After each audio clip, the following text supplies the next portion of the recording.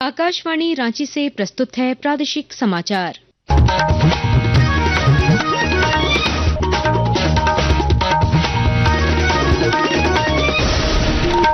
नमस्कार, प्रादेशिक समाचारों के साथ मैं कामिनी। पहले मुख्य समाचार।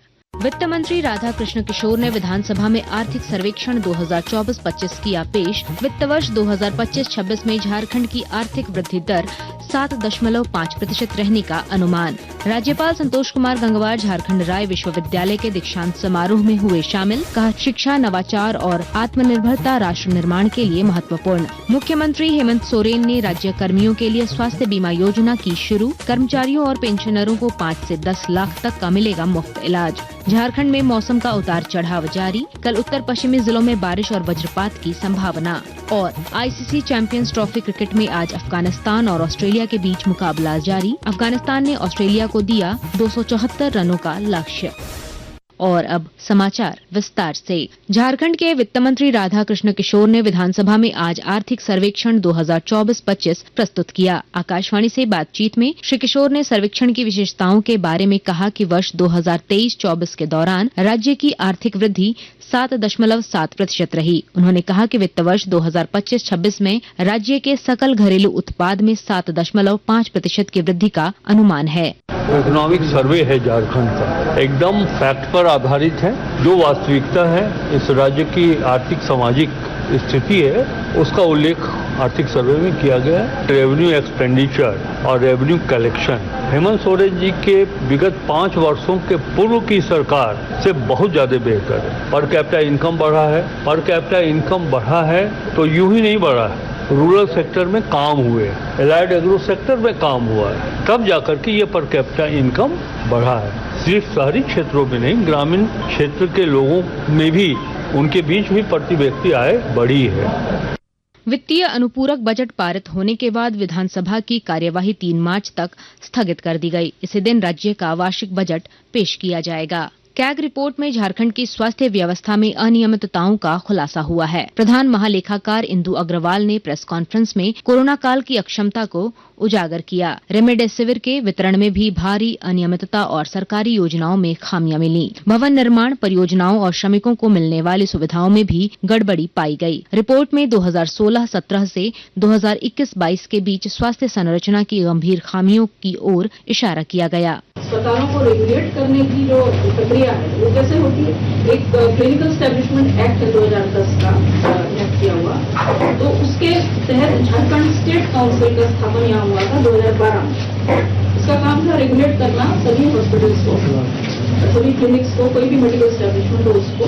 तो ये तो लगभग अभिप्राय था, क्योंकि इसमें जो है अगस्त 2022 तक 52 सैंक्शन पोस्ट की वजह से एक नियुक्ति हुई थी स्टेट बोर्ड में, तो 52 में से 51 पोस्ट जो है वो वेकेंट थी। राज्यपाल संतोष कुमार गंगवार ने रांची स्थित झारखंड राय विश्वविद्यालय के 5वें दीक्षांत समारोह में शिक्षा, नवाचार और आत्मनिर्भरता पर जोर दिया।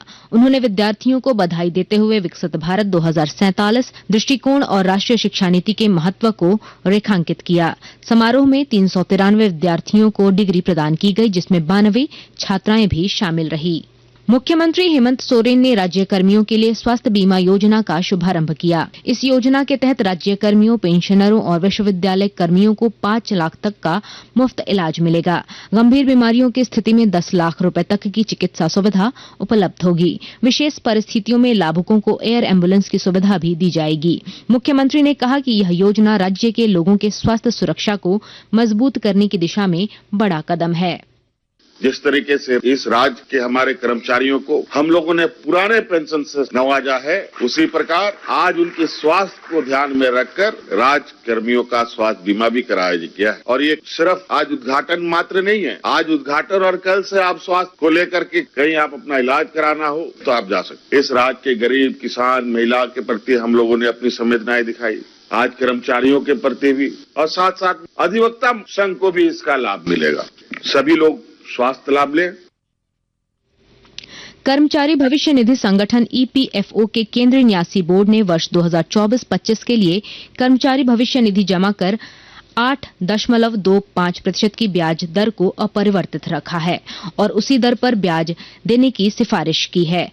7 करोड़ से अधिक ग्राहकों के ईपीएफ खातों का प्रबंधन करने वाले ईपीएफओ ने वर्ष 2022-23 में ईपीएफ ब्याज दर को 8.15% से बढ़ाकर वर्ष 2023-24 में 8.25% कर दिया था। ईपीएफओ की सिफारिश को मंजूरी के लिए केंद्रीय वित्त मंत्रालय को भेजा जाएगा। सरकार की मंजूरी के बाद ब्याज राशि कर्मचारियों के भविष्य निधि खातों में जमा की जाएगी। आकाशवाणी के ताजा तरीन समाचारों के लिए आप हमारी वेबसाइट newsonair.gov.in पर लॉग ऑन कर सकते हैं। ताजा समाचार X handle @AIR news alerts और Facebook page All India Radio news पर भी उपलब्ध है। आप प्रादेशिक समाचार एकांश के X handle @AIR news _Ranchi और Facebook page Akashvani news Ranchi और इंस्टाग्राम पेज तथा YouTube channel AIR news Ranchi पर भी हमारे बुलेटिन सुन सकते हैं। प्रादेशिक समाचार आप आकाशवाणी रांची से सुन रहे हैं। गढ़वा जिले के नीलांबर पीताम्बर बहुउद्देशीय सांस्कृतिक भवन में बेटी बचाओ बेटी पढ़ाओ समारोह का आयोजन हुआ। उपायुक्त शेखर जमुआर ने बालिकाओं, उनके माता पिता और पहली बेटी की मां बनने वाली महिलाओं को सम्मानित किया। डीएसपी यशोधरा ने बेटियों को सोशल मीडिया से दूरी बनाए रखने और अपनी सुरक्षा पर ध्यान देने की सलाह दी। बेटी बचाओ की बात है और हमारा जो रेशियो है वो इम्प्रूव भी कर रहा है, तो जो लोग भी अवेयर नहीं है उन लोगों को इस बात से अवेयर भी कीजिए, क्योंकि जो घर की उजाला रोशनी दिया से नहीं बल्कि बेटियों से तो डेफिनेटली होती है। तो आप सब कुछ बन सकती है, आप अपनी कैपेबिलिटी, अपनी प्रतिभा को पहचानिए और सबसे जरूरी जो आपको ये प्लेटफॉर्म मिला है स्कूल जाने का, प्लीज उसको बहुत अच्छे से उपयोग कीजिए और थोड़ा सोशल मीडिया से दूरी बनाए रखिए। देवघर नगर निगम को राष्ट्रीय स्तर पर स्वच्छ सर्वेक्षण में बेहतर प्रदर्शन के लिए नगर निगम की टीम लगातार प्रयास कर रही है और जानकारी दे रहे हैं हमारे संवाददाता। देवघर नगर निगम को राष्ट्रीय स्तर पर स्वच्छता सर्वेक्षण में अच्छा रैंक दिलाने के लिए देवघर नगर निगम की टीम आपसी सहयोग से काफी तेजी से काम कर रही है। निगम के सभी शाखाओं के कर्मी जनता से फीडबैक ले रहे हैं। लोगों से अपने स्तर से भी नगर निगम को स्वच्छ सर्वेक्षण 2025 में ULB कोड 801769 ऐप खोलकर फीडबैक करने की अपील किया जा रहा है। इस संबंध में नगर आयुक्त रोहित सिन्हा ने बताया कि देवघर की जनता के सहयोग से ही नगर निगम को अच्छे रैंक लाया जा सकता है। फीडबैक सिस्टम नागरिकों को एक मंच उपलब्ध करा रही है। आशीष कुमार अम्बस्ट, आकाशवाणी समाचार देवघर। और अब कुछ संक्षिप्त खबरें। लोहरदगा सांसद सुखदेव भगत की अध्यक्षता में जिला स्तरीय सड़क सुरक्षा समिति की बैठक हुई। सड़क दुर्घटनाओं, अतिक्रमण और यातायात नियमों को लेकर विभिन्न विभागों को निर्देश दिए गए। सड़कों पर स्पीड ब्रेकर, साइन बोर्ड लगाने और अंधेरे इलाकों में स्ट्रीट लाइट लगाने के निर्देश दिए। सिमडेगा के सूचना भवन में जिला संपर्क विभाग द्वारा न्यू मीडिया की भूमिका पर प्रेस संगोष्ठी आयोजित हुई। उपायुक्त अजय कुमार सिंह ने मीडिया को समाज में सकारात्मक संदेश देने पर जोर दिया। पूर्वी सिंहभूम में पुलिस ने ब्राउन शुगर तस्करी गिरोह का भंडाफोड़ कर सरगना समेत 13 लोगों को गिरफ्तार किया। पुलिस ने छापेमारी में 15 लाख रुपए की 150 gram brown sugar, mobile phone और नकदी बरामद की। भारत में आज माह रमजान का चांद नजर नहीं आया। पहला रोजा 2 मार्च को रखा जाएगा। तरावी की नमाज कल शाम को होगी। आसमान में चांद के दीदार न होने पर रमजान की शुरुआत रविवार से होगी। झारखंड में मौसम का उतार चढ़ाव जारी है। गढ़वा, पलामू, चतरा, कोडरमा और लोहरदगा में कल हल्की बारिश और वज्रपात की संभावना है। मौसम वैज्ञानिक अभिषेक आनंद के अनुसार यह बदलाव पश्चिमी विक्षोभ के कारण हो रहा है। रांची में आंशिक बादल छाए रहेंगे लेकिन बारिश की संभावना कम है। आज जमशेदपुर में 32.5 डिग्री सेल्सियस और रांची में 29.4 डिग्री सेल्सियस अधिकतम तापमान दर्ज किया गया।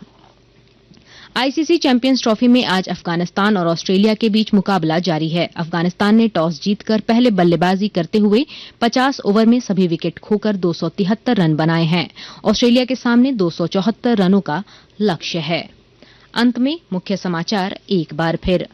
वित्त मंत्री राधा कृष्ण किशोर ने विधानसभा में आर्थिक सर्वेक्षण 2024-25 किया पेश। वित्त वर्ष 2025-26 में झारखंड की आर्थिक वृद्धि दर 7.5% रहने का अनुमान। राज्यपाल संतोष कुमार गंगवार झारखंड राय विश्वविद्यालय के दीक्षांत समारोह में हुए शामिल। कहा, शिक्षा, नवाचार और आत्मनिर्भरता राष्ट्र निर्माण के लिए महत्वपूर्ण। मुख्यमंत्री हेमंत सोरेन ने राज्य कर्मियों के लिए स्वास्थ्य बीमा योजना की शुरू। कर्मचारियों और पेंशनरों को 5 से 10 लाख तक का मिलेगा मुफ्त इलाज। झारखंड में मौसम का उतार चढ़ाव जारी। कल उत्तर पश्चिमी जिलों में बारिश और वज्रपात की संभावना। और आईसीसी चैंपियंस ट्रॉफी क्रिकेट में आज अफगानिस्तान और ऑस्ट्रेलिया के बीच मुकाबला जारी। अफगानिस्तान ने ऑस्ट्रेलिया को दिया 274 रनों का लक्ष्य। इसके साथ ही आकाशवाणी रांची से प्रादेशिक समाचार का ये बुलेटिन समाप्त हुआ। अगला प्रादेशिक समाचार बुलेटिन कल सुबह 8:30 बजे प्रसारित किया जाएगा। नमस्कार।